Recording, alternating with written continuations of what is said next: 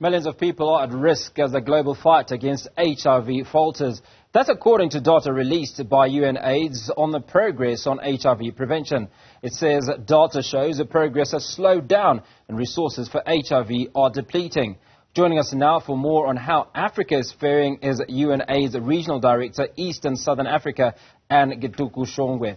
And thank you so much for speaking to us. Now, in that intro, we talk about the decline of new HIV and AIDS infections. Small decline, nonetheless.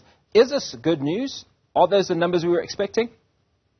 Not at all. We are actually about 3 times behind the target that we expected to have at this point. So we are really faltering, Hugo, and very, very concerned that the global shocks of COVID-19 and the war in Ukraine has exacerbated the risks and really created a real threat to us. And so there are several concerns that we raise in the report.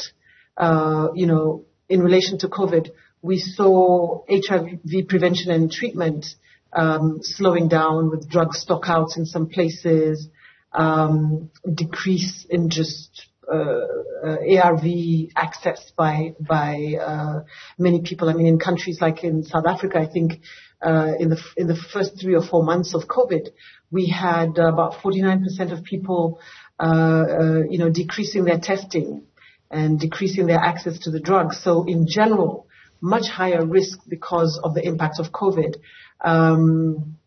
And then just new infections increasing disproportionately amongst young women. And I'm sure you recall many governments or many countries reporting heightened teenage pregnancy that are unlawful, in fact, that are defilement because these were underage girls in the safety of their homes or in and around their homes.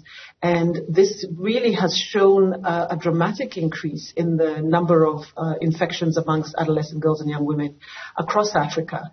There are 4,200 girls who are infected across Africa every single week.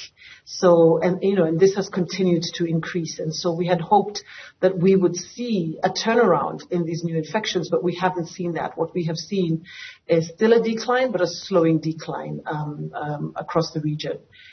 Girls dropping out of school, disruption of treatment and services, and all of these just really exacerbating heightened infections. And you talk about 4,200. Now, that's quite a sum.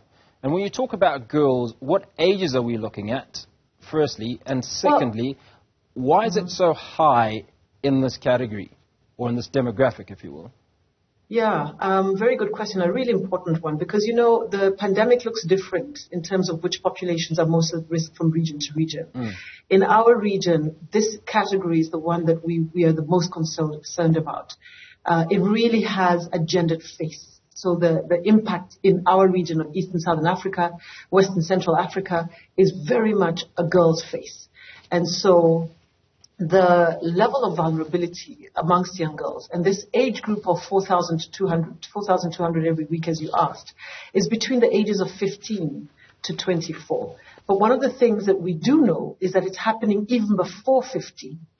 And the reasons are what we know. It's gender-based violence that is very common, risky transactional relations with men a little bit older than they are who have the economic means to enable them to access the different services that they may need. Girls who are out of school, and there are millions of girls who are out of school, many more who fell out of school during COVID. When they're out of school, then they're vulnerable. They're vulnerable to, these kind of transactions. They're vulnerable to the kind of abuse that we see. And so, there are harmful practices that are practiced across some countries where child marriage, and I say child marriage because it's not really marriage, but it is the taking on of young girls into a marriage context without their consent, and very often too young, sometimes 13, 14, 15 in some countries. So these are a combination of factors that we are seeing that are driving this pandemic amongst adolescent girls and young women. In fact, during COVID, we were calling it the shadow pandemic because of the violence that was happening behind closed doors. Well, and it's not all bad news. I mean, when we look at the report, there is some stuff that suggests that there is some light to the end of of this tunnel. And if we look Absolutely. at Botswana, for instance, as one of those countries that has achieved a UN landmark, if you will, what is it they've achieved and what is it that they're doing right? So one of the big areas that we've been concerned about is pediatrics, and the fact that, by now we shouldn't be having any babies born to HIV.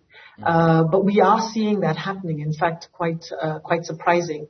Mothers who are transmitting, we call it vertical transmission, mothers who are transmitting HIV to their newborn child, or even, during breastfeeding.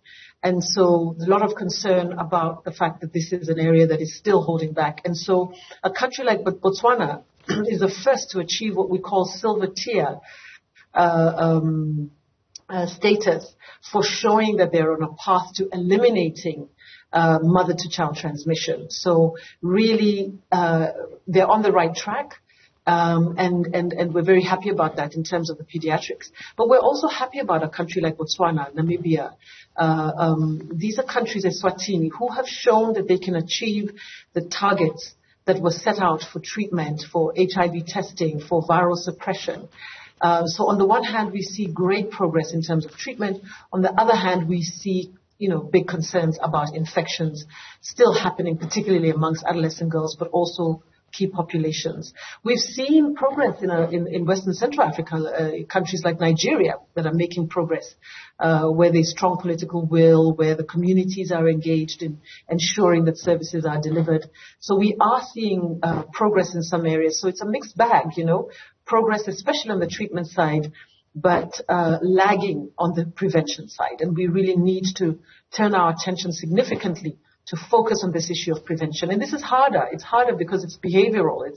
It's deeply sort of set cultural practices that persist. And so we have to challenge these. It's not impossible, but it's much, much harder for us to be able to create those shifts. But yes, progress in some areas, lagging in other areas.